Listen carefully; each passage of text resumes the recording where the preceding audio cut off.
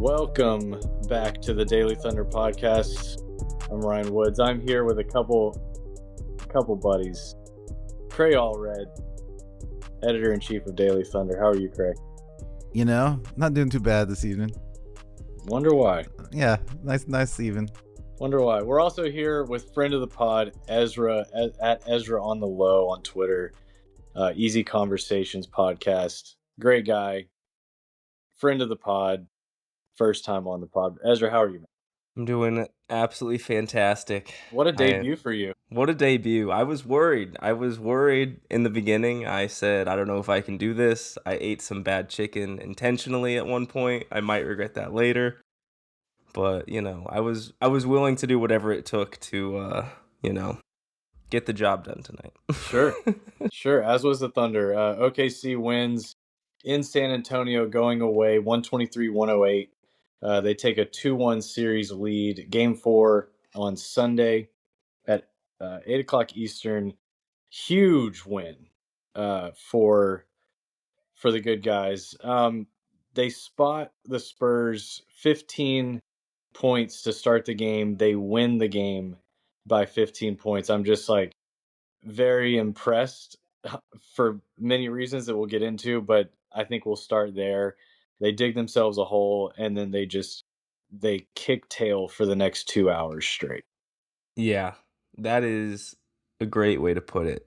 And this game kind of reminded me in a different way. It didn't. The game flow didn't remind me of it necessarily, but this was a game that I don't think the Thunder would have won last year with how they started. It kind of reminded me of the Timberwolves Game 3. The game we just didn't seem like we cared at all, and we lost by, I think it was 42 points. And then we came out the next 2 games, and, we beat them in 5. This was a game where the last year's growing pains really showed up in a big way. Yeah. Cray, what's your initial takeaway? We're going for the repeat. I mean, I haven't changed. Just earlier on our this is podcast number 2 for me today. I stayed on my Thunder in 5 prediction, and what a dog. A friend of Daily Thunder, Benjamin Howard, pointed out, takeaway 1, Victor Steph Curry Wembanyama insane 3-pointer in an overtime period of a game that the Spurs barely clawed. We'd be 3-0 right now. So I don't think the Spurs have the horses.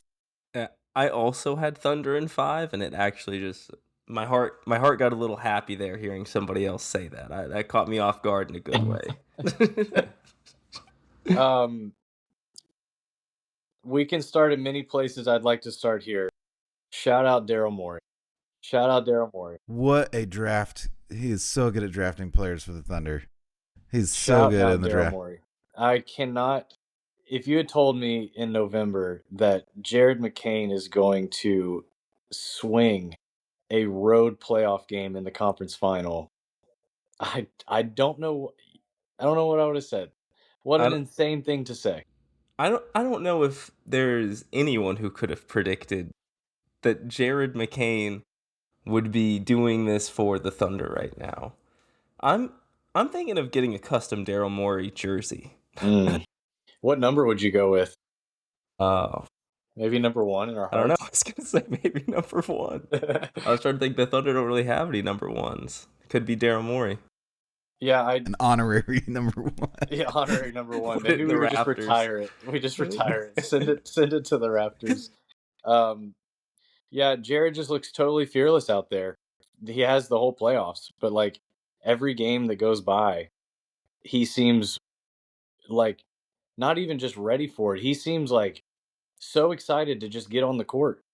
He seems so ready to go right at Victor. I mean, he bullied Victor. He's the only one that'll go challenge him. It seems like Caruso has a few times, but it's just incredible. He's out there in high leverage spots that I just thought that at some point a team is going to play him off the court. He's held his own. He's not without mistakes on the defensive end, but he's trying so hard that I just think Mark sees the he sees the effort, the commitment, and he's not out of position all that often. A lot of times he's just getting scored over, but he is in it. He's sticking his nose in for rebounds.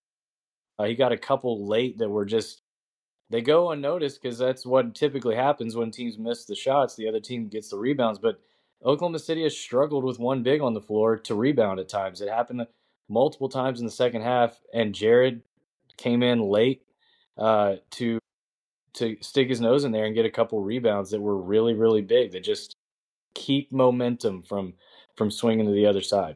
Ryan, you're my witness. I've been talking about Jared McCain on the offensive boards all season.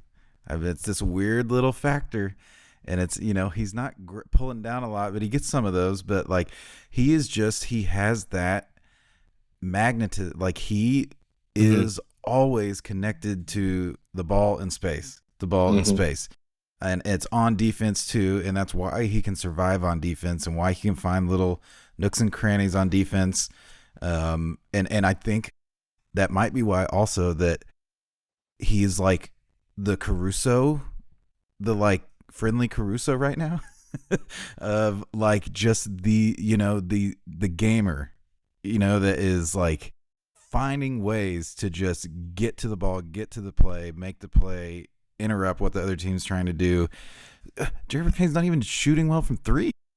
Yeah. Which is insane that he's having this impact without knocking down some clean looks. I'm a very diehard NBA fan. I watch a lot of basketball. I watch a ton of Thunder. The Thunder are, of course, I think all of our favorite teams. And I remember on draft day, I have a brother who watches NBA games, but he's not he's not as into it as I am. And I remember I texted him and I said, dude, we got Jared McCain for nothing. And his response was, who's Jared McCain? Like he wasn't tapped in for those 25 games last year, getting DNP. And he sent me like, the stat muse, his box score for the year. And he's like, dude, this guy, he's not going to get minutes. Like, look, he's undersized. And I just remember texting him, this kid can play. And he texted me today during the game, and it just said, well, you were right. Like, this kid can play. Okay, Thunder fans, Cray jumping in here. Gonna do a little ad read for none other than dailythunder.com. Just so you know, we are primarily reader-supported site. We reject gambling money, futures trading. You know who I'm talking about. The folks ruining the internet and rooting Thunder and NBA coverage. We've had offers. We've been invited to join the club to boost the algorithm with tweeting charts that move the action and make people mad and play to the lowest common denominator. That's not what we're about. We're here to follow the game, give real analysis, and be genuine in our takes. So please consider logging on dailythunder.com. We have subscriptions to keep our newsletter in your inbox. We've got pregame coverage, postgame coverage, link roundups, featured articles. We have goofy stuff. We have Saturday morning cartoons with vintage clips from the Thunder past. We have playbook items with games for the nerds, crossword puzzles, Shea Sweeper or Minesweeper knockoff. We got it all. Anything you want. If you're a nerd, if you're serious, if you like the color and the fun and all in between, sign up dailythunder.com. We've got free subscriptions. We have premium tiers for a little extra bonus exclusive stuff, including some really exciting projects we're working on that we think the audience will be excited about soon. Reject the stupidity. Check out dailythunder.com. We've got the frequent newsletter that sends you everything we got. We've got a once a week newsletter that just keeps you updated as the series goes along. We got live commenting. We've got plenty to stay engaged as a Thunder fan and not be so freaking annoyed by all the noise and all the stupidity out there. Thanks for listening to the show. Share it with a friend. Refer it to someone who knows ball and stay on top of everything Thunder. Thanks. Ezra, I want to pitch this to you. It needs to be said, so much of what Jared's doing, Hayson, J. Will, Caruso on the offensive end is very scheme dependent. Like what Shea is seeing on the offensive end is Like he's just done such a great job of just moving off the ball and letting 4-on-3 happen on the other side of a lot of this, uh, trapping in the middle of the court, just seeing a ton of bodies when he gets by someone. Like, just talk about Shea's impact here on the offense and like how he's bending a really good defense. I really don't think you can overstate what Shea is doing on offense because it transcends the box score. I have been talking about this with Shea for at least 2 seasons now, just in my personal life. He is one of those guys, like an Alex Caruso or a not play style wise, but there's certain players who impact the game, and you can just look at the box score and it's like Luka Doncic, 36, 11, and 12, and the impact is right there on the paper. But then there's guys, and Wemby is another one of these guys, where you look at the box score and it's like, oh, 26, 12, and 3. Pretty good game. But his impact is all over this game. He is just camping in the corners when people are bringing the ball up that aren't him to prevent teams from doubling him. He is getting the matchup that he wants and forcing the other team to send the double and making the correct quick decision just to get the ball going and jumpstart the offense. And you really can't say enough about it. I thought he was absolutely masterful today, getting Wemby to take that one step farther from the rim, and then Cason Wallace's backdoor in the dunker spot, or Chet had some easy looks that he was missing those first 2 games. Those passes, no one was down there that he was getting the ball to. And I think he had 3 passes today just to guys under the rim to just go up for layups. And those are just and when the defense is at this level, getting those easy buckets is so important to winning games. He has 33 assists and 7 turnovers in these 3 games. And he's seeing like the best of the best. Castle is such a monster on He's defense. good. He's such a good defender. I don't know that there are many. I would say Castle, Sar, not many better Shea defenders, like guys that are just built to cause him problems, like those guys, and specifically Castle's just done a really good job for the most part, and it still comes out in the wash 2-1 Thunder where Shea's just like really just letting their over aggressive scheme on him work against them. And it just takes so much trust. We just wouldn't have seen this a couple seasons ago where where it looks frantic, it feels a little chaotic, he gets sped up. That's just not how it's been. And credit to the guys, credit to the process of just trusting over and over these guys, building it in the regular season, like going through games where teams show some of this. It really matters that they build this muscle throughout the regular season, because this is where you see the benefits of it when these guys aren't, deer in headlights when the ball hits their hands. They've been in these spots, and it's been really, really strong so far. 12 assists tonight, only 17 shot attempts for Shea tonight compared to Jared's 21. 21 shot attempts for Jared McCain. Oh, 2 of 10 from 3. It's Like, Jared McCain's world, man. Yeah, We got to give like, this guy the key to the franchise. yeah. Like Cray was saying, he didn't even shoot the 3 ball well tonight and was super impactful. He was He's a bullying plus Victor 28. Wembanyama. He's Oh my bullying gosh. Victor Wembanyama. He like flexed like Victor. He takes Victor to the rim, like bumps him, scores, flexes at the bench. I was just dying laughing. Let's go to J. Will. Huge night. Playoff career high, 18 points. He took 7 shots. He scored 18 points. Did not take a free throw. Sorry. I was about to Three, say, I remember three, one. three. 3 of 3, with probably the biggest shot of the game. Um, let's just go to that play.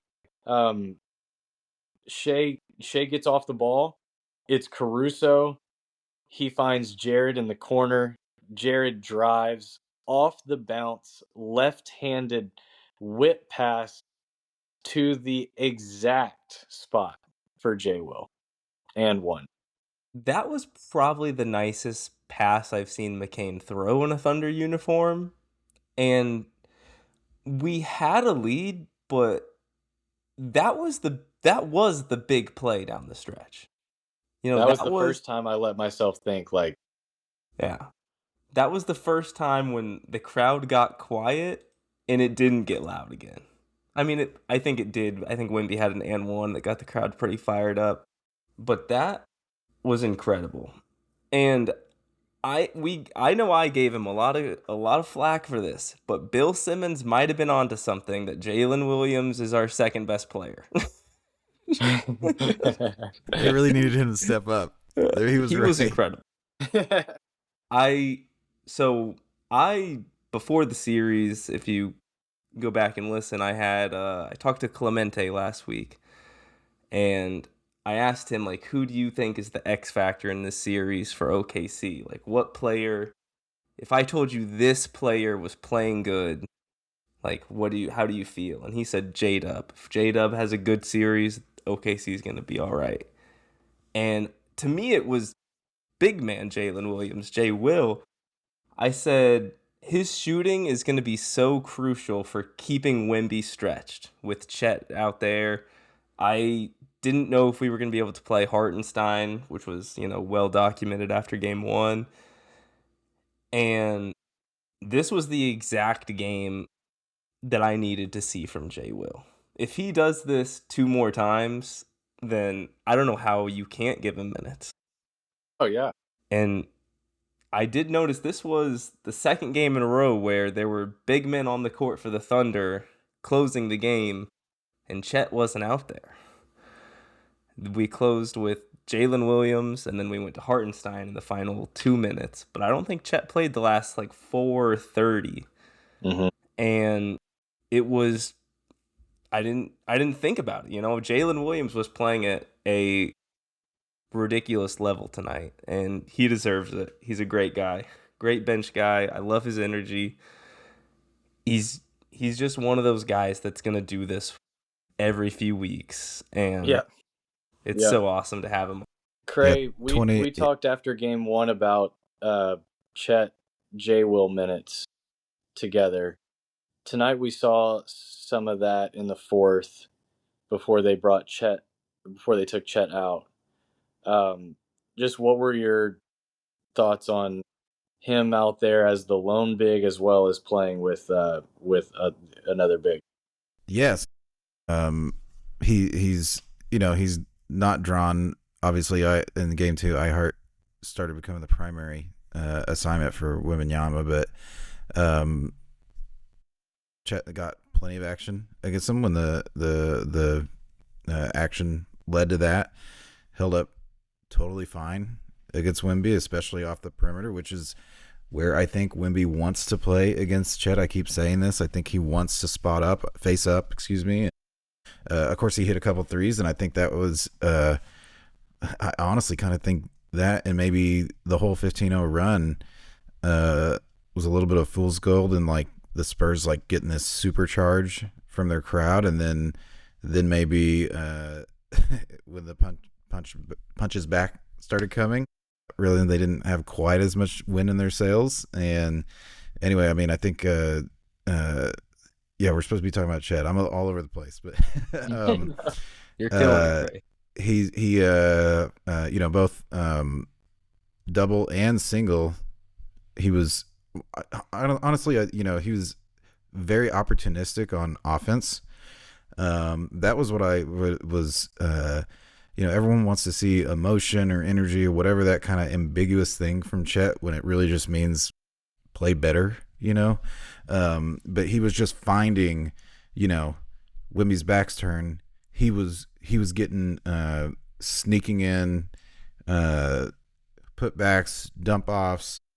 he was just really pressuring the rim on offense. I was most pleased with them, and I wouldn't take the. I mean, frankly, that was after game one. That was my big thing, and a lot of what unique to me was can we put bigs on Wemby? Can we at least see it and not just see the wings, Caruso and J-Dub, and of course J-Dub's injury kind of limits that possibility period. But all of them. Now J-Will had some trouble slowing down Wemby in those matchup minutes, but they all just did fine and made it worth it on the offensive end. And I wouldn't really take any of the rotation choices down at the end really as a criticism or a problem for Chet. I mean, no one played. So on the Thunder, Shea played 36 minutes. No one else played 30 minutes. Yeah. It's like a regular season game. Shout out Mark. That's some wizardry right there. Did you guys see the stat? I heard this on the Zach Lowe podcast. I listened to it today, but it was from the other night. And I'm sure it's different now, but the Thunder did not have a single 5-man lineup that had played more than 10 minutes together in this series after games 1 and 2. Yeah, that doesn't even feel possible. Yeah, that's wild. I wanted to read just a funny tweet here before we leave J-Will. This is from Jason Gallagher. This is insane. Oh, here we go. Luke Cornett closed out on J-Will like he saw a stripper trying to make a living. That is Poor Luke. That is some that's high level humor. That's high level all knowledge. Quite the fall from kind of folk hero Cornette to albatross of the series and public sentiment kind of crushing down on him. It did feel like the Cornette minute the Spurs played both bigs. Yeah, I was about to ask you what you thought of that. It seemed like they were trying to get Wemby some rest without taking him out of the game. It seemed like they were using Cornette as like go do the physical stuff so he doesn't have to sit. And to me, whenever I saw it, I think that was one thing, but I also looked like they thought we were going to then put Hartenstein on him, and we just didn't budge. They just said, Chet, J-Will, whoever was out there, you got Cornette, and another interesting. It just didn't work. Another whatever interesting they were trying possession to do. Was when we had J-Will and Chet out there, I think, or maybe J-Will and Hartenstein. I can't remember which combination, but they had J-Will on Castle for a minute, and I was like, huh. Would have never thought of this. I clocked that as well. But like, some nice size. Like Castle's bullied AJ to the rim. Even Harper's has as well. But like, it seemed like J-Will is going to be quick enough laterally to like keep him from the basket, and it kind of kept him out on the perimeter. I was impressed. And 2026 J-Will. 2025 J-Will is not playing these minutes. Is not being thrown out to stand between Stephon Castle and the rim. It does help a lot that he can just sag off Castle. And one of the things that Castle is very good. And I was texting one of my buddies. I'm actually a pretty big Stephon Castle fan. I think he probably has the best name in the league. Stephon Castle, are you kidding me? That sounds like this dude's going to get exposed to gamma radiation and have like a Marvel Comics line just about him. And be like, Stephon Castle will, return in Avengers Doomsday. But he is so good at when he gets pressure and he gets down low. I feel like he grabs so many of his own offensive rebounds off misses. Just because he's got people off balance, he's a big body, he's strong, he has an incredible second jump. And Jalen Williams he was just grabbing those boards. And it was this weird thing where I did think Mark kind of stumbled onto something there. Where if you can hold them to one shot, you can live with it, Yeah. The only real offensive rebounds we weren't getting were like the only ones we gave up were like pretty random bounced threes, like just the ones that really long rebounds, like direct back rim came way out, stuff like that. They still hurt. Don't get me Yeah. wrong, but I thought they were better on the misses that stayed near the basket tonight. It felt like.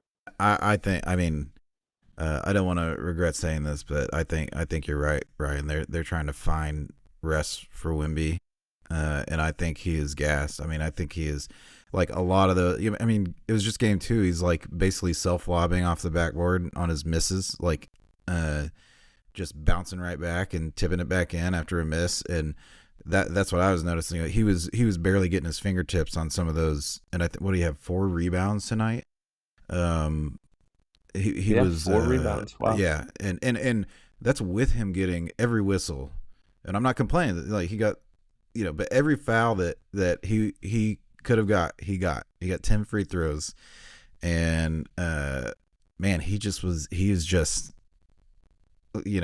half of what he was game 1 in terms of like the force and the intimidation and that just like, oh crap, we got past him once, or he missed the shot, but then his arms are still there. He's still in the air. Like he's just not up there. He's just not everywhere in the way that he was in game 1 and for most of game 2. And you just gotta, and he led all players with minutes tonight. Even more than Shea. And I think you've got to just give it to Hardenstein. I mean, he's just been so good. Yeah. Well, I was going to say, and he probably would have played more minutes, but he was in foul trouble for, a 5-6 minute stretch there where he hit the bench for a few minutes. I don't know where the Spurs are going to get minutes to spell these guys. And I just want to read, some of these bench minutes are shocking to me. Harrison Barnes played 3 minutes. For context, Kelly Olynyk and Lindy Waters III, shout out Lindy, both played 2 minutes. Bismack Biyombo and Mason Plumlee played 2 minutes. And Harrison Barnes has only given them 3 minutes.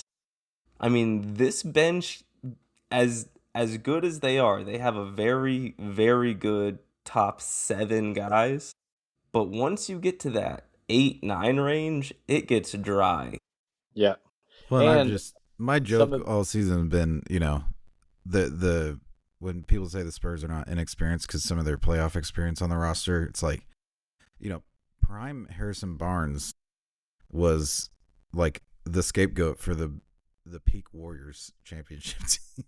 And he is, last I checked, not prime Harrison Barnes anymore. That was a decade ago. Yeah. Yeah. Time catches up to you. Yeah, that I was just about to say, like, he makes up so much of their playoff experience, and he just doesn't play. So I did think we would see more of him, to be honest, especially in game 3. I thought they would be able to get more minutes. They could go deeper at home. Not the case, apparently. Like, huge minutes again for their guys, and on a night where nobody for the Thunder plays more than 36 minutes. Pretty impressive. And speaking of minutes, I clocked this very early in the game, just kind of talking about their bench and really their minutes in general. Dylan Harper obviously was tweaked up, and De'Aaron Fox was limping throughout the game off jumps and cuts and stuff. I think it's very interesting that De'Aaron Fox played 31 minutes and Dylan Harper only played 17 minutes. To me, that just screams that Dylan Harper probably shouldn't be out. He didn't look himself at all to me. He had no explosion. Yeah, he was settling for jump shots. He usually was getting to the rim on us at will. Yeah, I mean, I don't know if Fox is going to be able to go for game 4. He was that's one of rough. Yeah, he came back in, but you know how ankle turns go, where you can gut through it the rest of that game, and then you might be back on the shelf the next time. Of course, I hope he's not, but yeah, I mean they're leaning very hard on severe ankle sprain, aggravated during the same game. De'Aaron Fox, the Spurs still have, including Fox, 5 of the top 6 minutes played in this game, and the Thunder are just running it down their throats. Yeah, So I Fox played mean, more minutes than anyone on the Thunder but Shea. That is crazy. With a We high should ankle we sprain. should probably do like injury corner real quick because it they were questionable. Both Harper and Fox, they both played. J Dub was questionable with the hamstring, did not play. I think the biggest deal, the biggest question here is AJ Mitchell, who left. He didn't come back. Correct me if I'm wrong, Ezra. After the scuffle. After the foul that got No. called, that got called a flagrant foul. Yeah, well, that was. I thought it was interesting that nobody stepped up when Alex Caruso fouled. You know what I mean? I think they thought they could punk AJ a little bit there. Yeah. Like Castle walked over and like stood over Caruso, and Caruso was just They kind of like shook his. laughing back at him, like, what did you want What me to is? do? Just give you the bucket? Yeah. and did you catch the clip of Castle whining to the ref and pointing at Caruso at the free throw line after that? Yeah. And he's being mean. But like That's not the first foul. it didn't look like anything out of the ordinary for AJ, and we never saw him again. So that is certainly concerning. I don't even think they never ruled him out. They No. never updated nothing. And after And the weird end of game 2, right, Yeah. where he had what looked like a no contact, scary yeah, lower body Looked like- injury, but he said Yeah. it was just a thigh hit. Someone hit him in the thigh. But yeah, it's bizarre. Definitely, I would say that one's definitely track that as concerning. I wasn't as worried from an injury standpoint with AJ, and I didn't want to. I wanted to bring this up earlier when we were talking about Jared McCain, but we were dwelling there, and I know it's late. But I kind of think that Mark just sees Jared McCain as the better player in this matchup, which is so insane to say because he looks like a 7-year veteran out there.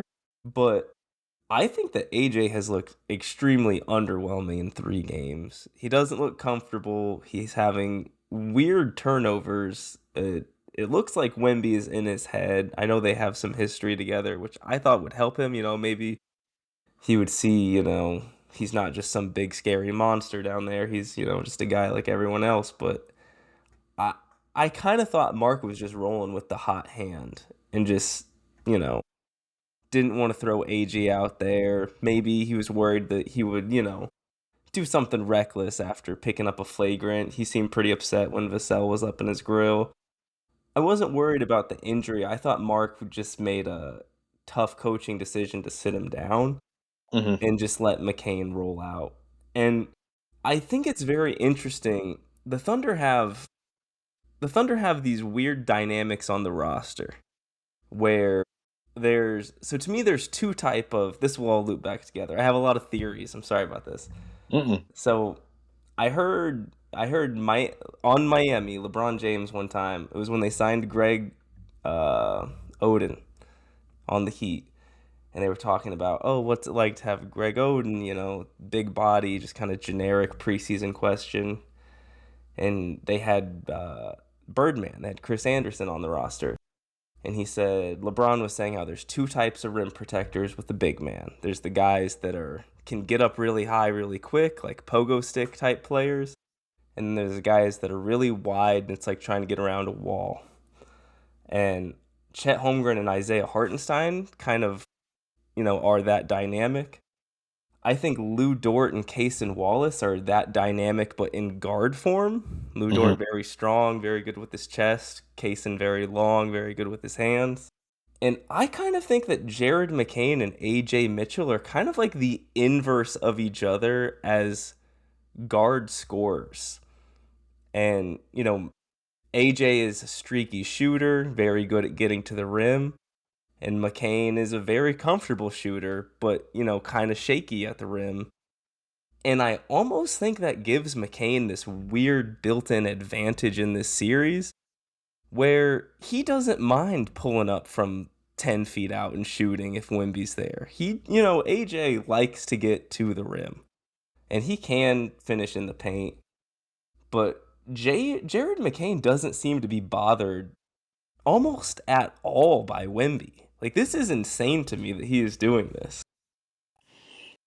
I, it really is wild. The still shots of the drive on Wemby are insane. Insane. That's my guy. That's my hero right there. That I would say. So the AJ, he was balling out against the Lakers. God bless the Lakers, but once you get past the crowd when Shea kicks out against the Lakers, they've got DeAndre and nothing close to the scrambling, frantic pack of help defenders scrambling around. So AJ Mitchell busted out a little bit of his mid range against the Lakers, and of course got to the rim like usual and shot okay from three, if I remember right. And his whole season, he's three and rim. That's almost his entire shot diet. And the Spurs, obviously that's just, those things are not on the table. Even when Shea is drawing so much help, they just recover so fast. And then you get to the rim, and it's Victor Wembanyama. But Jared McCain has not finished like this in his career. And for him to be stepping it up against this team is like, he is, playoff riser. I hate to say it, but like, this is like the most playoff riser. Like someone pointed out, he's in the G League earlier this season. Yeah, it's insane. The Sixers couldn't find minutes for him.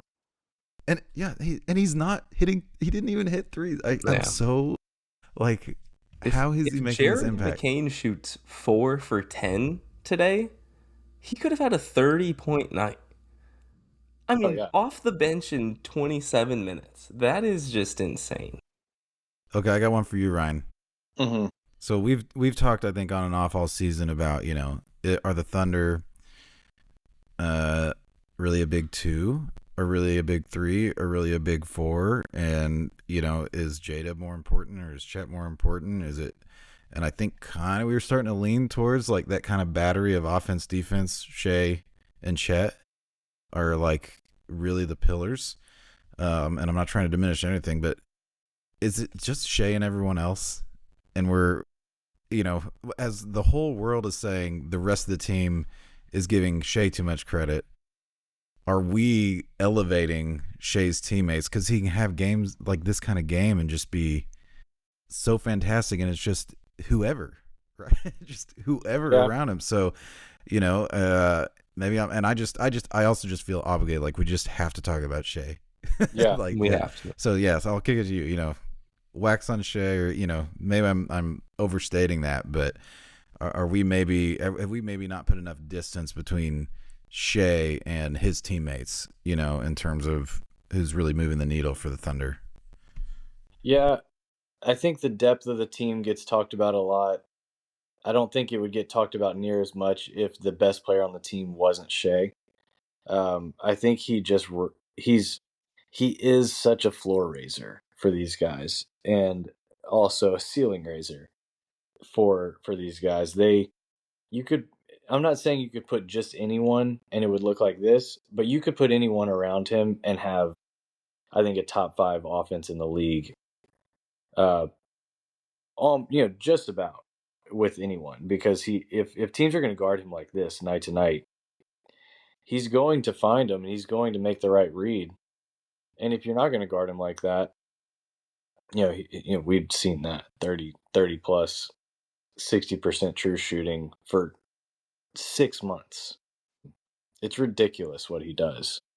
I've just been impressed with the selflessness, where as much as guys might hear the talk after a game 1 like that, for him to just stick to it, and not force, it's just such a such a maturity, but just like he's a champion.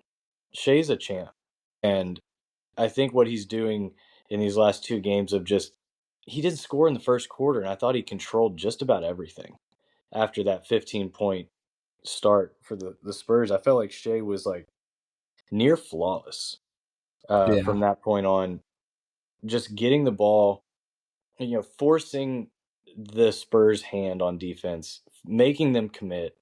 And then when you've got the guys around him, like Chet is awesome, Dub is awesome, everyone follows Shea. I don't think I don't think you can dispute it. They're just a wagon when he's on the ball.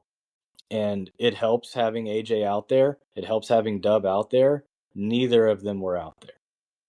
And they just hit 14 threes off the bench. They shot 45% from Yeah. three as a team on the road because he's just creating everything. He's just solving everything. How about the skip to the corner to Kaysen late in the game? Two hands, like skipped it over the whole defense. Like he's eliminating three passes. Like, could we have gotten that corner three? Like just commuting the ball around? Yes. The ball skipped three passes and the entire defense. And that Kaysen three it went from 10 back to 13. It was a huge play. And Yeah. he's just reading it so well, reading it really early. The processing, I think, has really come a long way the last couple seasons, but he's just incredible. And he's also, playing like one game a week the last couple of months. And Yeah. he called out his own. He said rest. He highlighted rest as an issue with his kind of slow to kind of really totally ball out against the first couple of round opponents. And I mean that's happening right now. I feel like he's when the teams, NBA teams, are throwing the kitchen sink at you, and every round they're better. and this round it's the Wimby and the Texas Scramblers that he needs a little bit of he's not going to go into game one and slice and dice him like he did tonight. But I mean, I think he's downhill. I think he's got the answers to the test, as he would say. We're feeling pretty high. I don't know. It's hard not to after that one. But like, and we talked about after game one, the turnover margins, like all these things that were in the Thunder's favor and they couldn't pull it out. Well, tonight they were +4 on turnovers. The Spurs were plus 11 on fast break points. For most of the game, the Spurs were up on free throw attempts and shooting percentage. Like, Shea's the answer. Like, he is making whatever needs to happen is happening whenever he's playing for the Thunder.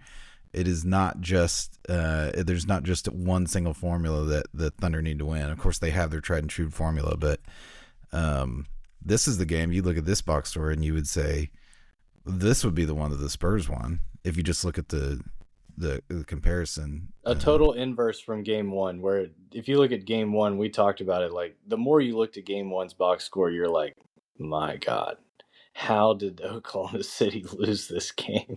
Yeah. Oh, yeah. Well, another thing I just want to credit Shea on here, and this is one of those things where I'm saying with Shea, you have to watch the game because the impact doesn't show up in the box score in a lot of these ways. OKC shot 45% tonight, and it didn't seem like we were cooking from three. And it didn't seem like that because these are all wide open shots that are generated by Shea manipulating the defense. Jalen Williams, big man Jalen Williams, he's 5 for 6 tonight, and that's because he can't create threes on his own. He's a catch and shoot guy. Alex Caruso, same story. These players need guys to get them the ball in catch and shoot situations, and they're just getting the cleanest looks of their lives. Mm-hmm. And I just, it's incredible, man. When you're watching this stuff, it just, I don't know. As a longtime Thunder fan, I watch teams, sag off Andre Roberson and Preach. Kendrick Perkins. And for years, it's like, man, if Thabo Cephalosha could hit 35% from three, and it would drive me crazy. And now it's just so cool to see these guys actually hit shots. There was a lot of talk on the timeline about like how ironic it was that the Thunder are like I mean, that was 2014 Spurs type of ball movement and breaking down of good pressure, and just ironic to watch it happen to the Spurs tonight. I did want to mention the bench number, 76 to 23. That's a franchise record bench points for the 76? Thunder. 76 bench points. That's got to be close to a playoff record, I would guess. And 23 for San Antonio. Like the Thunder, I mean the bench outscored the starters. Like it was pretty insane. 76 bench points. You almost have to like make sure you're not saying the wrong. Yeah, you might want to fact check. I feel like I'm like looking at it wrong, but that's the number. Yeah, and this was the Jared McCain game to me. Yeah, Jared As McCain. good as 2 more field goals made than Victor Wembanyama. Jared McCain in this game. Well, this is a tweet that I saw, and it's a little out there, but I felt it when I read it, and it says that watching Jared McCain play makes me want to rub my nipples. And I saw that on the timeline because I tweeted that. I love Jared McCain, dude. This guy is so fun to watch play basketball. Like, I cannot get over. I saw someone point it out the other day. Why do you think my camera's off? Why do you think my camera's off? Pray after dark. Yeah, well, we know we can't give this guy, food after midnight anymore. Someone pointed out, and this never registered actively in my brain, but they were saying, like when you picture an NBA player hitting a big shot, coach calls timeout on the other team, they turn and they scream to the crowd. It's always like a forceful, like an angry primal scream. And they were like, J-Mac, it's like pure joy. It's like this dude is always out there having fun, always seems like he's having a good time. And I'm really starting to believe that Chandler Parsons was just early to the party and this guy is a closet badass. Like everything about this dude screams just incredible, unshakable confidence. Speaking of badass, Mark called J Will at the podium tonight a badass, which is pretty sick. Yeah, pretty sick. Like you were talking about, they're getting the best, like the cleanest looks they've ever gotten. I just think about Jared's like basketball existence, how much he has to just be like in heaven, going from a team with, it's weird to say like Philly couldn't find minutes for him because they had 2 guards, and this team they're just loaded before you even get to Lou Dort, who's played 1,000,000,000 minutes with Shea. Like literally almost all of his minutes next to Shea. And here's Oklahoma City finding major minutes and shots, 21 shots in a conference finals game on the road. I'm stoked like you are. I'm stoked for Jared because he just seems like he's reached basketball nirvana playing with this team, and I'm stoked for the Thunder and for Sam and for Shea. These guys, Mark, everyone who benefits from having a guy like this, a player like this on the team, is just really exciting. And he's like making no money. Yeah, he's on a rookie year. So I have a couple stats here that I just stumbled onto. I have 3 here. There was one that I already knew that I have not seen floated around that I don't think people are talking about enough.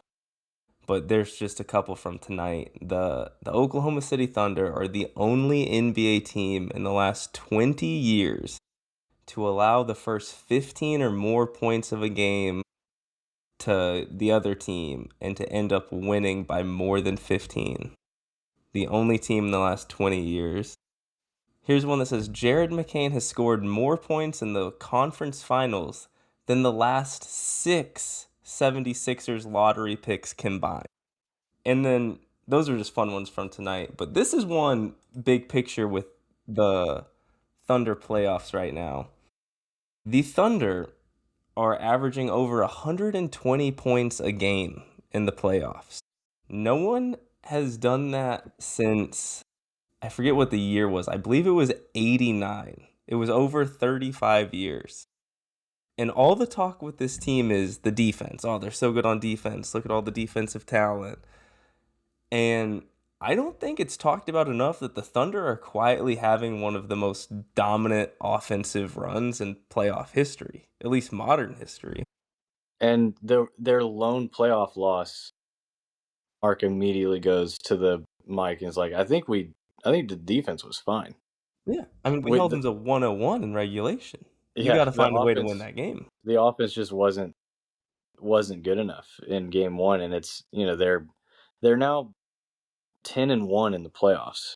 And I think we've had a lot of this season to talk about, the defense is awesome, but what happens to the offense in the playoffs when teams really scheme against Shea?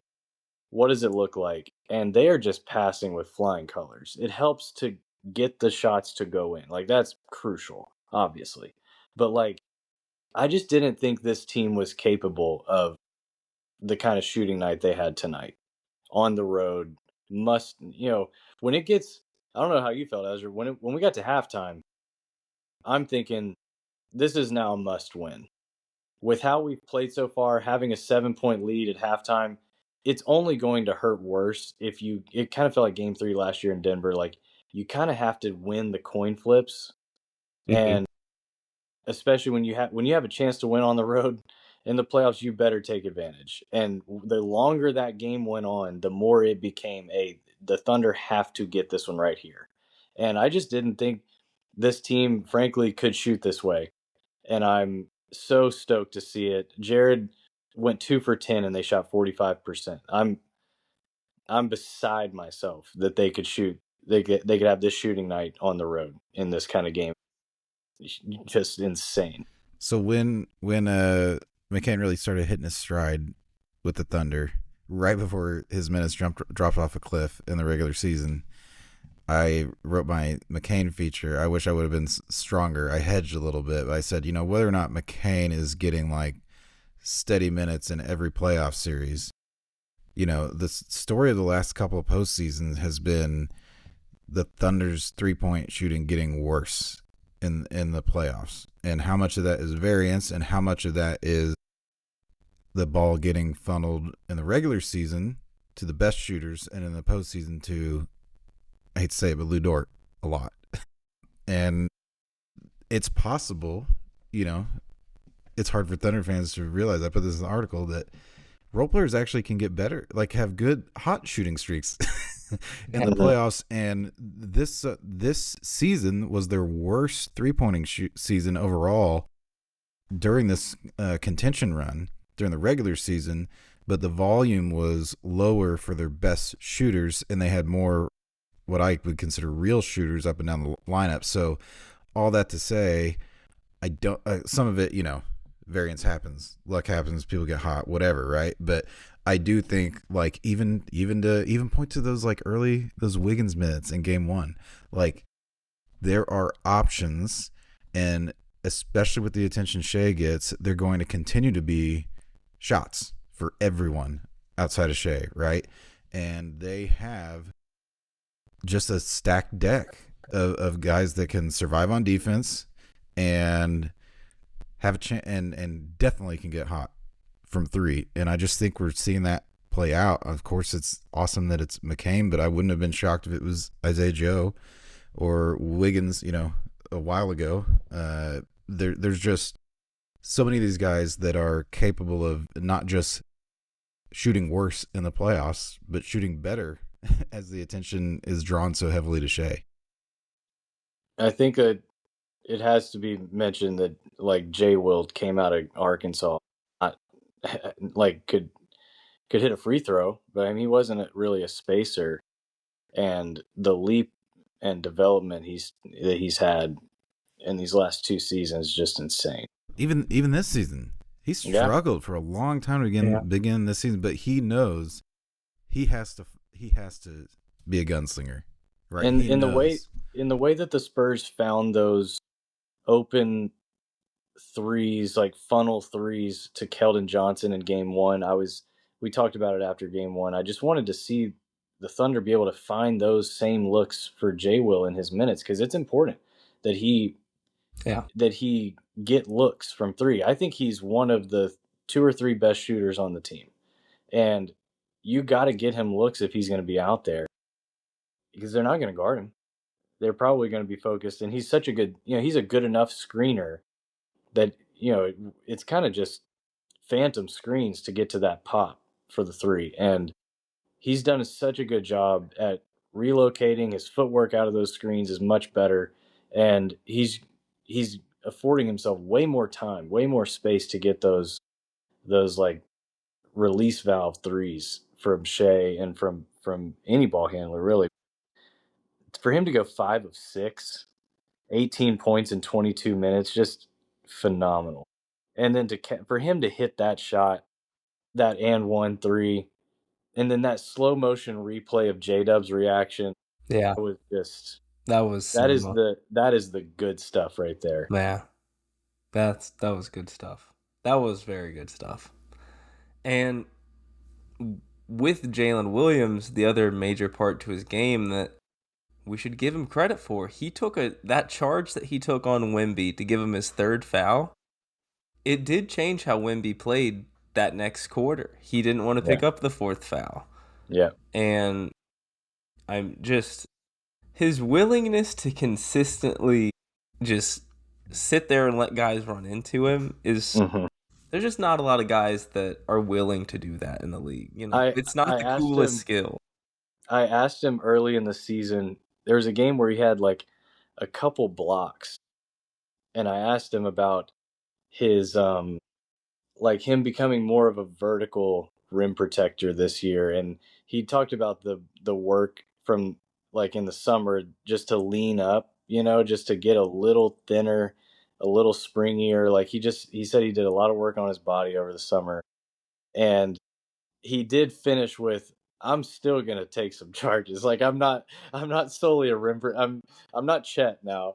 I'm still gonna get in there and take some charges. But he takes a beating on some of those, especially from Victor. My goodness. Yeah, I thought he could have had at least one more charge in this game. I think there was 2. I could be misremembering, but I don't know if it's his low center of gravity. I don't know if it's because he doesn't get that high off the floor when he's running or rotating, but he is so good at just getting both feet down quick. And yeah, I thought it was very telling that when he threw up the challenge whistle, the bird or whatever, to Mark clearly didn't want to challenge what it a challenge. I texted my buddy at first and I said, I hate this challenge. And they showed the replay and I said, I love this challenge. I was like, what are we doing? Like that. It took 2 replays before I realized we're not trying to get the out of bounds changed. Yeah. Because at first I was like, I was so mad at J. Will. I was like, what are you doing? I thought like the moment got to him or something like that. But like that's player and coach. Knowing the rules, knowing how challenges work, knowing the moment again. That was also that would have been I think there was 25 seconds on the clock, so that would have been an out of bounds to the Spurs. Just total, end of the possession, flip to free throws for the Thunder, when they wouldn't have touched the ball again in that first quarter. And I was gonna say that was in that first quarter when we were trying to claw our way out of that deficit. And that was huge to get. You got 2 points on the board. He knocked down both free throws. Embiid picked up a foul, and it was a real domino effect from there, because Wemby immediately gets the 3rd call. Yeah, Jalen Williams was absolutely phenomenal tonight. So I'm gonna give you some Shea stats. There's some just when he was on the court. So when he shared the court with Wemby, that was a majority of the time he played. He's been fairly handcuffed to Wemby's minutes for the series. I would love your thoughts on that. Say the stats first. Well, yeah. So they're pretty even. Wemby was a +2, but now remember, he was a +15 in the very opening of the first quarter. So after that, essentially, Shea was +13, and then He played 5 minutes when Wemby was on the bench.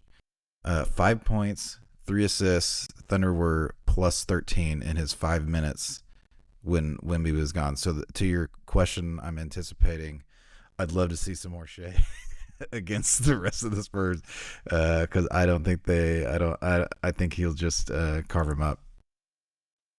I was gonna wonder that is an adjustment from Mark that I did not see coming. He really is trying to play Shea in as many of the Wemby minutes as possible. Mm. And, I watch a lot of basketball and I come up with these, between games notes like, oh, I think this is what I would do. And the Thunder coaching staff continues to surprise me with their outside the box thinking. And I think the strategy is Mark knows our bench is going to outperform the Spurs bench. If we can win these Wemby minutes or keep it close or make him actually work on these rotations and stay on his toes, like you can wear him down. And today you really saw that. I felt like he looked tired at certain points in this game. Yeah, and in retrospect, I think Mitch Johnson kind of knew that too. That's why he played his starters, the entire almost a full half of the game in game one. That was their hope. They couldn't roll the dice on the rest of their lineup. I just watched all 12 of Shea's assists tonight. How many of them do you think were for 3-pointers? I know, so I'm not gonna say. Okay. I don't know. So the Thunder I saw hit 17 threes tonight. Am I thinking that might be too many? I think that's correct. I'll give you the process of elimination, so I can tell you 11 of his 12 assists were 3 or rim assists. Well, I was going to say, I remember 2 distinct Shea drop-off for layups. So I'm going to go 9 because I think I'm forgetting one. 8. Yeah, 8. I'm trash. I'm sorry. I think the first 5 were all threes. The first one that wasn't was that drop-off to Kaysen in the dunker spot. And also 21 unassisted points for Shea. Like, he's doing it all. He's doing everything. And my favorite thing, we keep talking like Shea can get better, right? Like we know, we see his tools. We see his ability to just every single season work on something and get better. And he has room to improve as a playmaker. Like, he's getting better right now, I think. Game. I keep talking about the step back, imagine the desperation teams have to throw bodies at him once he's inside the arc. Imagine if he's, shooting a pretty decent average 8 threes a game.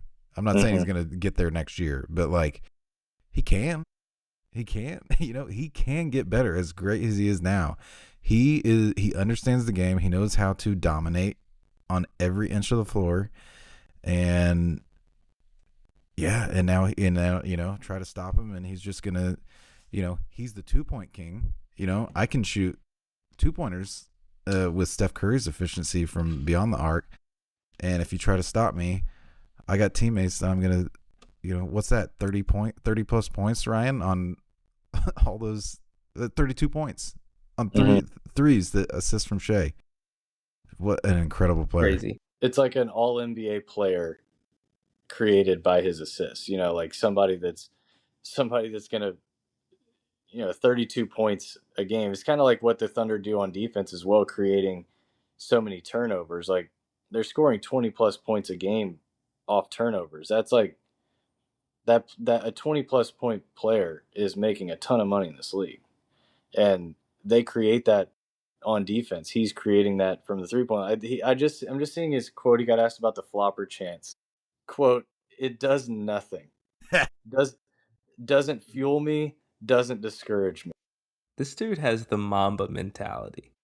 Like, when I think Mamba mentality, nobody in the league is doing it like this guy, man. He's a killer. No, he's got Shea mentality. This is going to become Shea mentality. Think about Presti. Like, I've said this out loud probably 100 times. I would kill to watch a game with him, just to like I'll just listen. I'm just gonna watch him. But like Shea and Jared, think about the trades to just get those two dudes on this team, and like he is like he's back to back MVP, and now there's like no environment, no scheme, no nothing that like phases him anymore, that he isn't like totally in control of and dicing up. And then the guy who takes the most shots in the game he traded for this season, he just has to be sitting there like with AJ and Dub out. He's got to be sitting there like we got him. And Like by the way, it's have you insane what guys he's done. caught the latest iteration of the tanking reform? Oh yeah. Maybe every team they might freeze the league with this thing to where no one can rebuild. Like it's that insane. It's terrible. And I saw a bunch of and they have pushback more on it, and they have more nuts. assets than everyone. They still have more than everyone. I haven't looked into it all that closely. I saw it. I just saw people saying like this sucks today on. It's on just Twitter. totally restrictive. It's just totally. Yeah. It was like can't. if the one I saw that was so terrible was like you can't have two picks move up. So like if you own a different team's pick, if your pick goes up 2 slots, then the other spot is locked at whatever, it can't move up from a certain. And it's just like at a certain point, no one is going to be trading their own picks if these are the rules, you know? And there was a few other ones that were just like really, really just it devalued having multiple picks in a draft in a sense that was just like, man, I don't know. And you know what's going to lead to? Teams tanking out of the play-in. I promise you. It's going to lead to teams taking. Right now, we have teams. Every single play-in team above is competing, whether or not they have their pick. It was a pure play-in field, and it was a unique, as you've been saying, Ryan, a unique set of circumstances for both the teams that could tank and this insane draft class that made this race to the bottom that happens every once in a while. And those pick protections. And Washington and Utah. At its worst, there were 10 pseudo-tanking teams, but in a few like really egregious ones. And 20 teams competing to the very end of the regular season. And they're adding teams to the lottery, including play-in teams. They're going to have, wow, great. The very worst teams will be trying at the end to win 25 instead of 22 games. And the teams that are 500 are going to be tanking their way out of the play-in and out of the playoffs because they get twice the lottery picks, the lottery balls. They get 2 instead of 1 if they get out of the 7, even to get from the 7-8 to the 9-10. You double your lottery balls if you drop down that. It is incredibly backwards. These owners are children and they are jealous and irrational, and they are mad and they want to fix something and penalize something, just like it's a freaking fantasy football league with people mad about the way the end of the season went, and they are going to regret this if this happens. The only good part about it is the sunshine, the sunsetting of it, that it's not permanent until for it to stay locked in forever, because man, this thing will backfire bad. And it feels like some real unintended consequences are coming from this. And like we saw, Dallas tanked out of the play-in a couple years ago. OKC ended up with Kaysen out of that. Huge shout out. The unsung hero of the game today. We didn't mention him, but he had a great game. He had a possession on Fox where he ended up taking it from Fox on a spin move around the free throw line that it felt like Fox just quit after that. Like he just quit driving. He quit driving against Kaysen from there on. Took a couple bad threes after that. We already mentioned his ankle kind of got rolled up on again. Same way happened in Minnesota with Dort diving for that loose ball. Dort's never going to beat the Oh, allegations. man. But I was praying it was anyone but Dort. Anyone but Dort. I knew it was. exactly. I didn't catch it, and I thought I just know. We're coming back to this replay. I know who's going to be in the pileup. But I was glad. To me, it's not even ambiguous. It's just a clear. And a lot of normie Twitter is like, okay, come on, guys, this is not going to be a Dort controversy. But plenty of people are like, nope.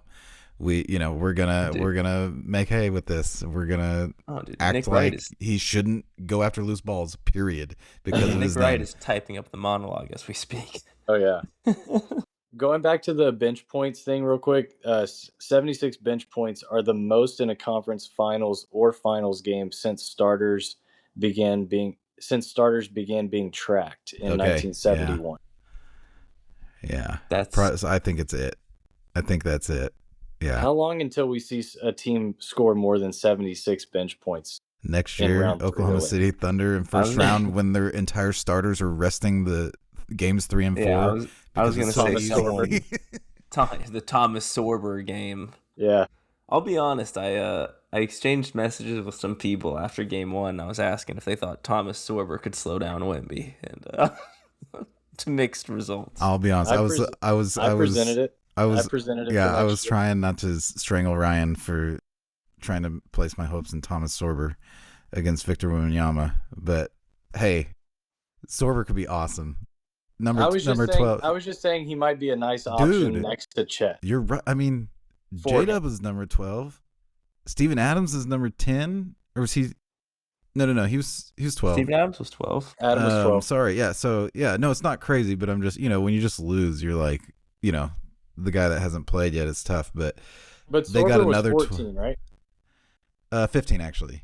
But I mean, they've got a 12, they got a 17, they've got second round picks. Those are good. they've now potentially got lottery picks. Shout out Carter Bryant. It's just man. That guy. Okay, J Will's son, Carter Bryant, under the cup. Talk about no verticality needed. It was I could see Shea's eyes just turn red when he had Carter Bryant in isolation. It was like he's just a young player. Shea is a guy that you just need to know all the tricks to stand a chance with, or just be, really physical or athletic. And Carter Bryant was just food out there. Reggie made mention of he was like, Castle's going to move over to, I think, McCain. And he was like, now they get fresh legs in Carter Bryant on Shea. I was like, brother, like, keep watching. Very, very first possession, Shea goes right by. And one thing, and I know we've talked a lot about Jared McCain on this, but I had a lot of Jared McCain thoughts. We're going to do a spinoff Jared McCain podcast, the Jared McCain Show. The Jared McCain weekly Show. In addition to the Daily Thunder podcast. I'm announcing it now. Lightning McCain. Huh? Dude, Lightning McCain. Sorry, go ahead. Go ahead. Go. Well, fire. I was going to say he's very good at things. I've never really seen a Thunder player be as good because he's such a shooter. He's very good at manipulating the defense and going up to set screens where you definitely can throw your worst defender on him and chase him around. But he is really good at going and setting a screen for Shea and then slipping out really quick, 7-8 feet away real fast and making the defense choose because someone's got to account for him. And there was a few times tonight where he got Castle off of Shea and he got Vassell or someone on him. And he's just very good. The off-ball movement is very good. His conditioning seems very good. He moves around. He's always moving around. Yeah. Let's talk about how good the Isaiah Joe Shea flare screen has been the last few years. Like, wait till McCain and Shea get some real time together, and that becomes the thing. It's gonna be dirty. Jalen Williams isn't even playing right now. There's no Jalen Williams. Things are too good. I'm too high. Things are too good. Don't worry, we will be humbled. I don't handle success well. It's one of my things. Dort minutes. Dort actually played more than he has. Pretty much a 0 as a score. No, actually a 0 as a score. Yeah, I was gonna say I don't But think some there's pretty very much very attached to that. clutch rebounds, and even I think he had a few assists, and he had just some like, 3 the assists. possession is dying moments, and where frankly I was scared when he put the ball down, but just kind of kept some possessions alive either through rebounding or breaking through and passing off to someone else. A good Dort game. Weird good Dort game. I'll be honest, I'm a little scared when Dort puts the ball on the ground anytime. Oh He had yeah. He found Caruso in the corner. Was it Caruso? It was off of one of those. Yeah. Yeah, I I think think it was Caruso. He found on it off a drive, and I just like that and a couple like just pterodactyl like rebounds, like Yeah, crashing big, the glass. loud rebounds. Yeah, I thought they have to be pointed out from Dort tonight. He was pretty good. He's gonna be so good in LA next year. Oh God, I knew that was gonna get mentioned tonight. I had to say it. Hey, It breaks my heart. someone wants to pony up, sure, we'll upgrade, but I'm the pay the tax, keep these guys, keep luxury Lou Dort if we can't get anything better. This has been a loud Cason Wallace series. I was about to go to him. We talked about Hartenstein's potential contract situation after game 1 in a very negative light. Stoked to be so wrong about that. He just emphatically was like, well, we'll correct that now. And then this Cason thing, like, if Cason's going to continue this through the rest of the playoffs and they get through this series, his contract situation this summer might become the most important thing they do, even more so than like their decision on Hartenstein. And he's got plenty of developmental path ahead of him too. Oh yeah. I'm not projecting him much higher as a creator from what we've seen, but one thing I want to mention, you talk about Presti and we're talking about Shea getting better. I can't remember which summer it was, but there was one where Shea's always been highest on himself. Everyone has always been behind. No one has thought he could be what he could be except for him in the entire world. But there was one off-season presser where Presti says, well, we're not going to put a ceiling on him. We're not going to tell him he can't get better. He can't be this good. When it was starting to track that, he's not just a nice piece. He's above all-star. The nice piece. yeah, and just it's one of those things like Presti was not saying he has an MVP ceiling, but he was saying he can keep going. Let's see where this goes. And they empowered him and they trusted in their development program. And then the Bill Simmons, J. Will flub that we were talking about. Honestly, it's kind of ironically accurate. The J. Williams, which one is it? It kind of doesn't matter because, like with everyone saying, "Oh, J-Dub's down, AJ's got to step up," or he was saying J-Dub needs to step up. It's like, well, or J. Will, AJ needs to step up when J-Dub goes down, or Jerry McCain, or Cason Wallace, or Isaiah Joe, or it's like going to be Jason Terry. Yeah, it's maybe it doesn't matter. I don't know. One thing, and this is just an eye test thing. I haven't dived into the stats on this, but Alex Caruso obviously is kind of levitating. He's in his own category of defender, right? He's kind of his own thing. To me, though, when I watch these games, I really feel like Cason Wallace and Shea have been our two best guard defenders. Like, Shea is guarding Harper as good as anyone else. Shea gets the easier assignment on Vassell a lot of the times. But Dort hasn't really been doing much in those matchups versus Castle or versus Harper. And versus Wemby, he was absolutely food. But Shea does a good job at not getting pinned on Wemby. Yeah, so I I've mean been they're I've just been really impressed with Shea's defense. He has, I believe, 10 stocks in this series. I'm just pulling that up. truly Uh, underrated, truly yeah, underrated. it's 10 And stocks in 3 games. so it's kind of a unique matchup for Dort and Case and Wallace. I mean, I'm frankly ready for Case and Wallace to start drawing the starting spot and just starting off. Just not so much just because of the defense, but because of I just trust his 36% steady 3-point shooting over. I think I texted that to Ryan recently, over even if Dort's 40%, but comes in one game in the series, but the Castle, and especially when Fox was out, Castle and Harper are just such power guards, right? So there's not really finesse to their game, and so they're not huge pick and roll guys.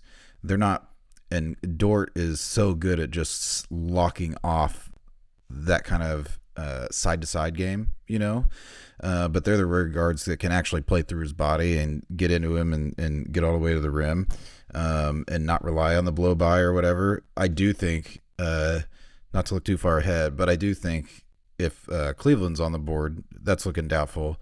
But that would be one where I would see, we know how well he plays Donovan Mitchell, but Harden and Mitchell are much more those kind of conventional guards that Dort just terrorizes. But against Castle, we've seen it, especially with Queso and Caruso, that just the anticipation and the length and knowing when they're going to put the ball down, and it's not about power and locking them down the same way that Dort excels at.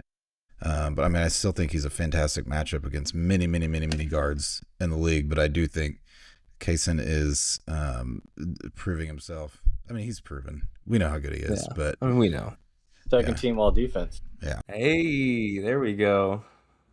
I do think Fox. We'll see if Fox is able to go on Sunday. But I do think if there's a player for Dort to guard in this series, it's Fox. Yeah, exactly. If there's like a targeted like you're saying, those obvious Dort of course will guard this guy.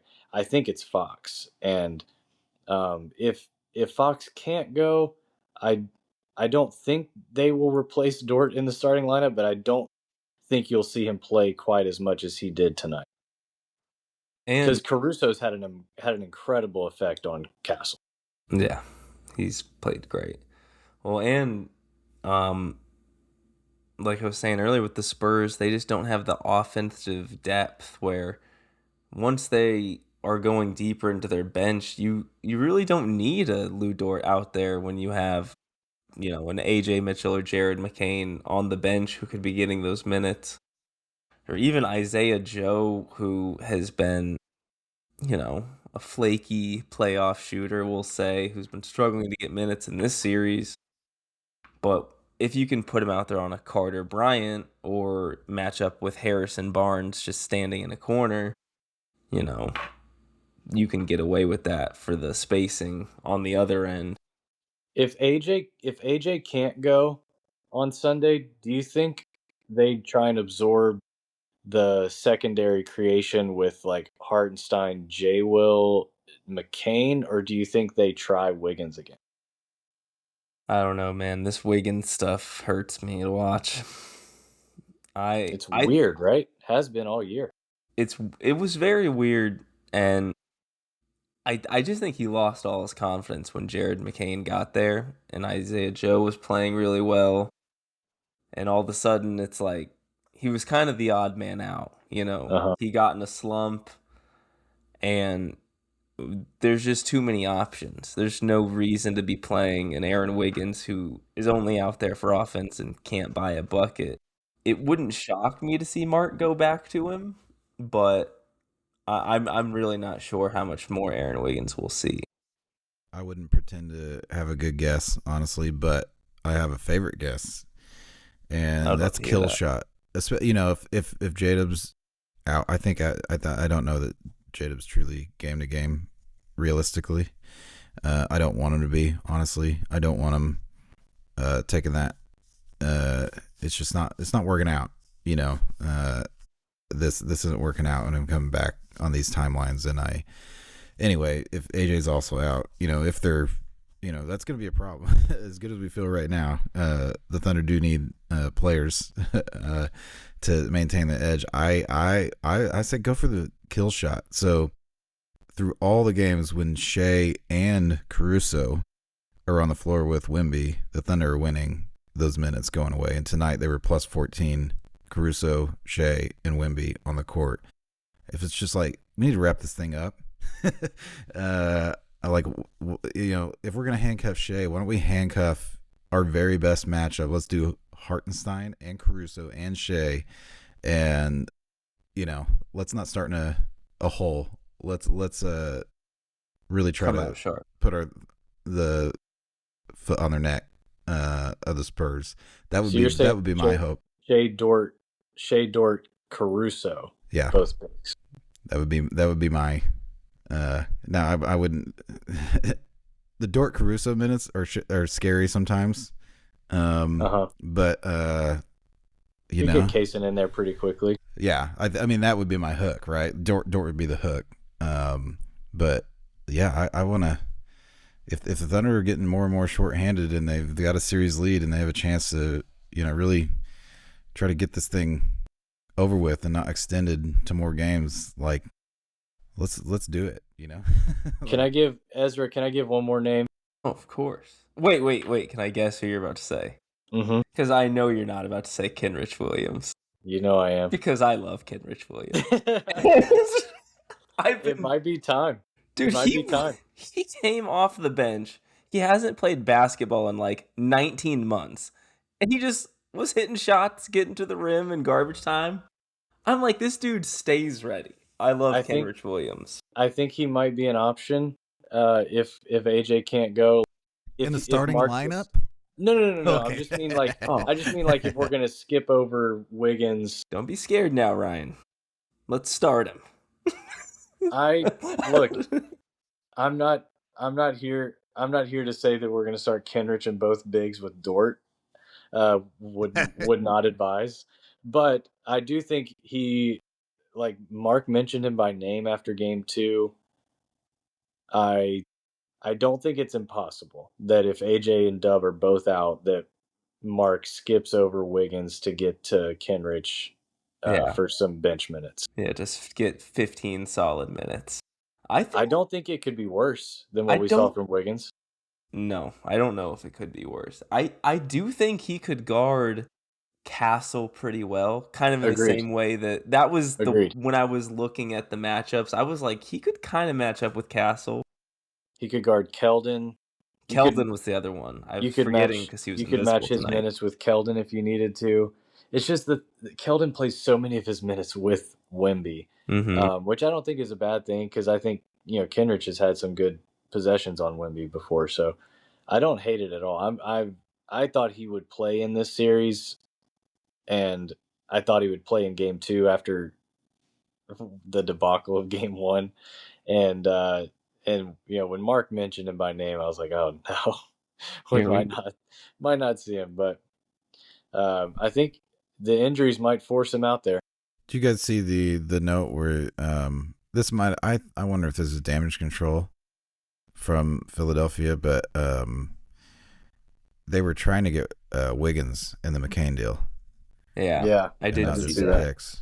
And I wonder what you guys thought about this. I don't know how many times we'll mention Aaron Wiggins even the rest of the year.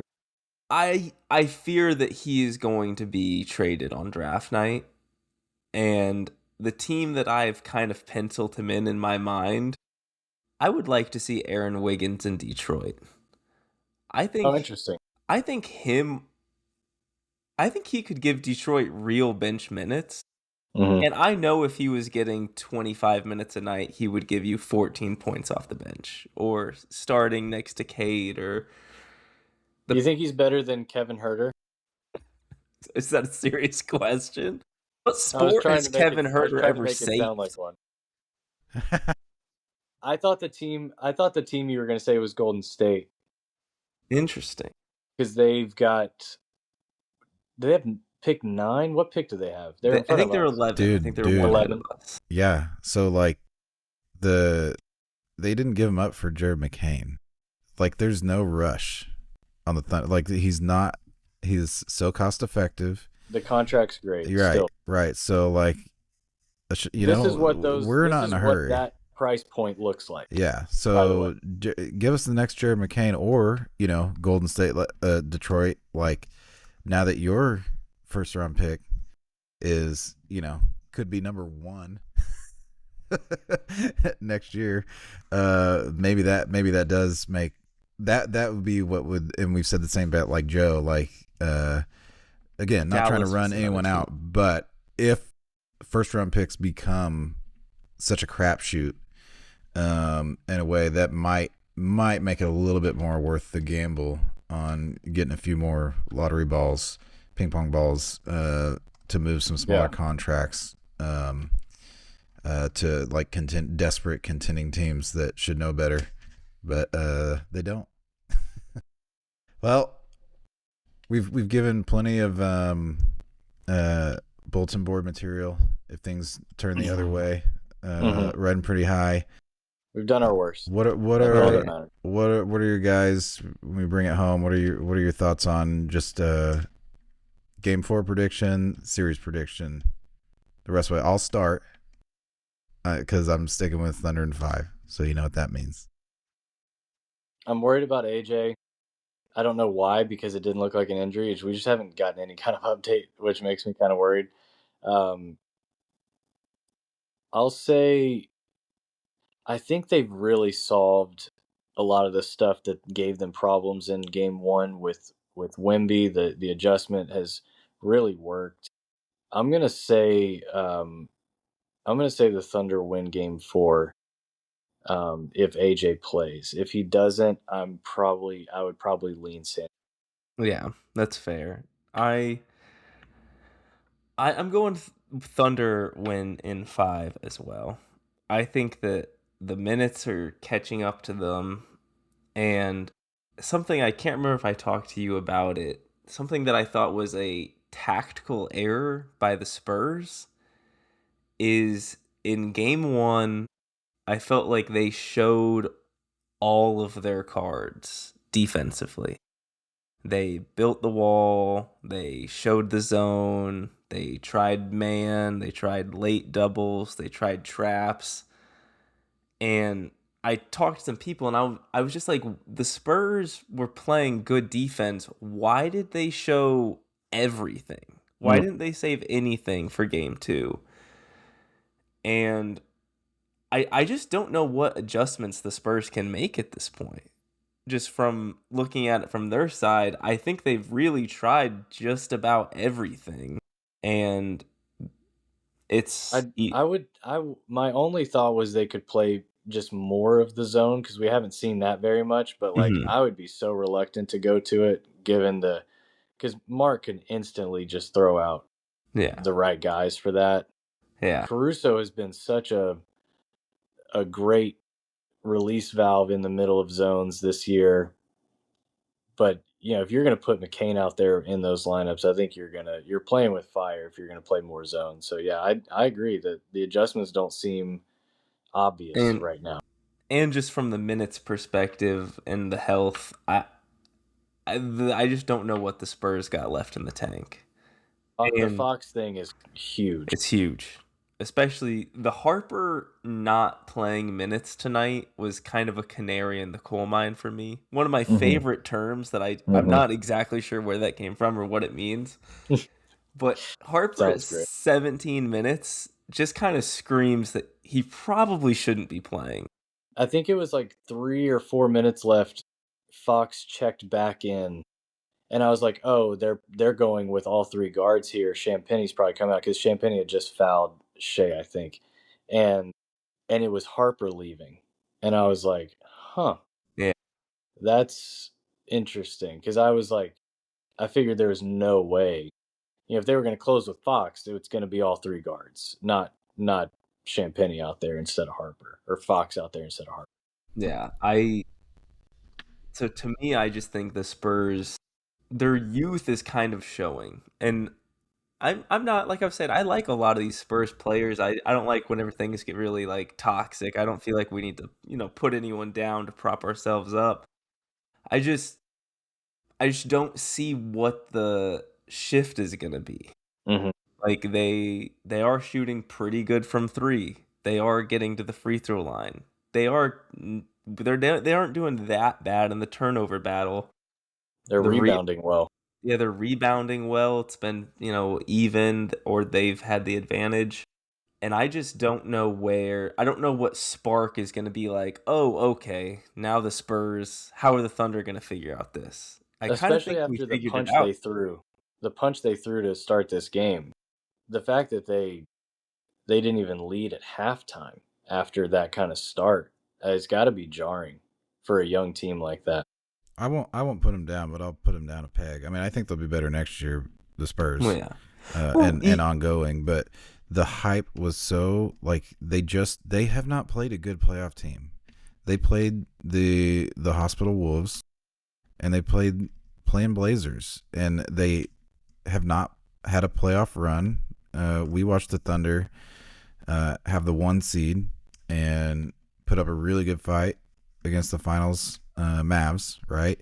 But just the lack of any kind of doubt that this team could just ascend beyond the Thunder, as good as the Thunder that are, and frankly, from a lot of Thunder fans that just thought everything was over already. That the Wemby monster was here to stay already. You're right. They're young. They're inexperienced. They don't have as many playoff ready players. They will get better, but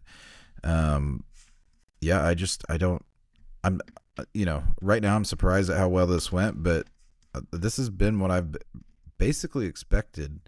That I thought, conventional wisdom, the statistics, my experience as a fan, like I would have been surprised if the Spurs romped and had the kind of ascension that I think some people were planning on. And even the game one, whenever, immediately they won a double overtime game.